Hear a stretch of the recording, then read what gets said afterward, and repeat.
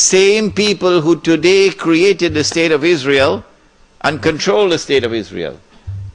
It is the same people who are going to be ruling the world. The European, who was first dressed up as a Christian and is then dressed up as a Jew. After Israel has ruled the world, of course, for a day which is like a week, at the end of that period of time, what's going to happen to the water in the Sea of Galilee? We dry up. It is only when the water in the Sea of Galilee is dried up, it is at that time, according to the ahadith in Sahih Muslim, you can go and check it out, my book is downstairs, Jerusalem in the Quran, go read it. It is at that time that you can expect the Son of Mary to return. So when I said, I expect it to be 50 years from now, about 50 years. And when I put into the record for your tape records, for those who listen to this lecture when I'm dead and gone, when I said, I can be wrong. And some people still have objections to his saying that he expects the Son of Mary to be coming back in about 50 years from now. Okay, I'll change it. All I have to say is I expect the Sea of Galilee to be dried up in about 50 years from now. Huh? That's all I have to say. The same thing. Because the Son of Mary will return when the Sea of Galilee is dried up.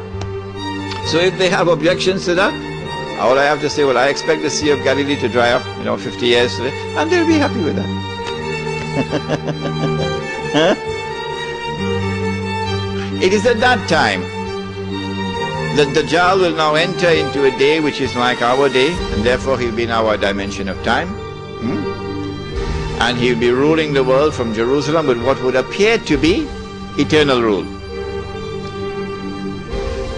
It is at that time that the Imam will emerge from Medina, hurrying to Mecca, which is our lecture for tomorrow night. It is at that time that the Son of Mary will come down, and the Son of Mary will have his hands on the wings of two angels. It is at that time that the true Messiah will kill the false Messiah. When I lecture on Jerusalem in the Quran at Lakemba on Monday the 7th, inshallah, we go over the subject again, but in greater detail than I did over here. So that lecture will be 2.5 hours, inshallah. It is at that time that the true Messiah will kill the false Messiah. It is at that time that Gog and Magog will be destroyed. It is at that time that the army will come from Khurasan, and no one will be able to stop that army until it reaches Jerusalem. Hadith of Sunan of Tirmizi, Sahih Hadith. And then Islam will destroy the state of Israel, liberate the Holy Land. It is at that time the hadith which is in Sahih Bukhari and Sahih Muslim. If you want to check the credentials of any of your Muslim leaders in Australia, check them out. Can we trust this man? Ask him, would you ever quote this hadith in public? He'll turn around and run so fast, faster than Federal Express. If he doesn't have faith in his heart, or he's a Muslim leader. Which hadith? Test them out with this. It is in Sahih Bukhari, it is in Sahih Muslim, it is muttafaqun alayh. And every Palestinian loved this hadith. Oh yes. La tuqatilunna al-Yahud, you'll most certainly fight the Jews. Wa la taqtulunnahum, and you'll most certainly kill them. Hatta yaqulu al-hajar, at that time the stones will speak, Ya Muslim, hadha Yahudiyyun warai, there's a Jew hiding behind me. Fata'ala faqtul, so come and kill him. Check them out, your leaders. Which one will quote this hadith? When you find a man who is prepared to quote this hadith in public, you got your leader. Now then, let's come to the nitty-gritty. What is the future of the Ummah during this interim period, until such time as Islam triumphs in the world? What we can expect is the emergence, or rather the culmination of the political strategy for the establishment of one world government which will control all of mankind. That we have massively betrayed the Quran is clear from the ayah of Surah Al-Ma'idah. Which ayah? Again, I don't think they'll want to quote it.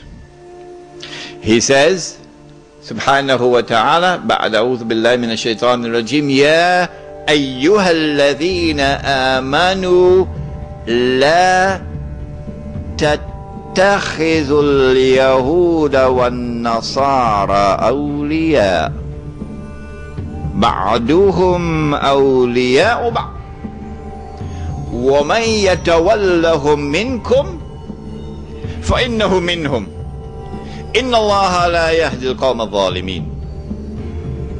If you're an Arab tonight, good news for you. You don't need a translation. You got it already.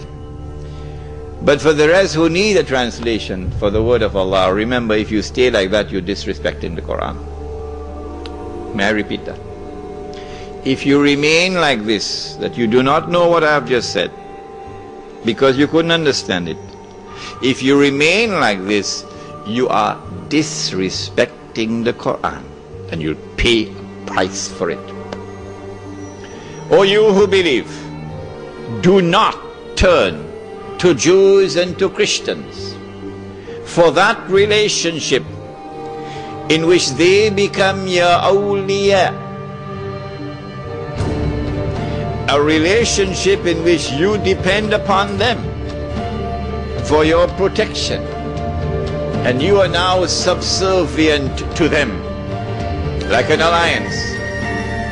Do not do that. Of course, Liaquat Ali Khan didn't read the Quran properly when he made his famous trip to the United States and handed over Pakistan as a client state to the United States. Many years later, they tried to erase it with a book called Friends, Not Master, but too late. Too late. Do not turn to the Jews and Christians for that kind of a relationship where you are now subservient to them, and they are your bosses and offer you their protection. Don't do that, says Allah. بَعْضُهُمْ أَوْلِيَاءُ بَعْضٍ. They are protecting friends of each other.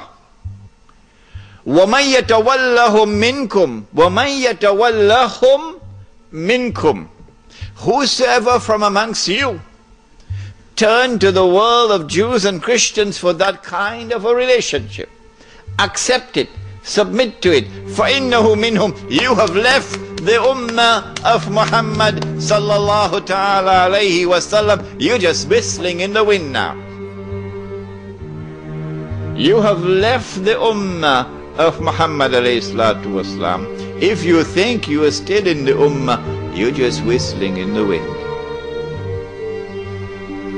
فَإِنَّهُ مِنْهُمْ إِنَّ اللَّهَ لَا يَهْدِي الْقَوْمَ الظَّالِمِينَ. Surely Allah will not provide guidance for a people who commit such an atrocious act of wrongdoing. This is the political landscape of world government, in which you will no longer be citizens of Australia and Bangladesh, but you will now be citizens of the world, governed by a world government, which obviously will eventually be the Jews. What kind of a relationship do the Jews have with us? Does Allah speak about this in the Quran, when they have political control over all of us? What will be our fate? He says in the Quran, take this ayah as well and use it as a test. Will they quote it? Your leaders. لَتَجِدَنَّ أَشَدَّ النَّاسِ عَدَاوَةً لِلَّذِينَ آمَنُوا الْيَهُودِ إلى آخر الآية.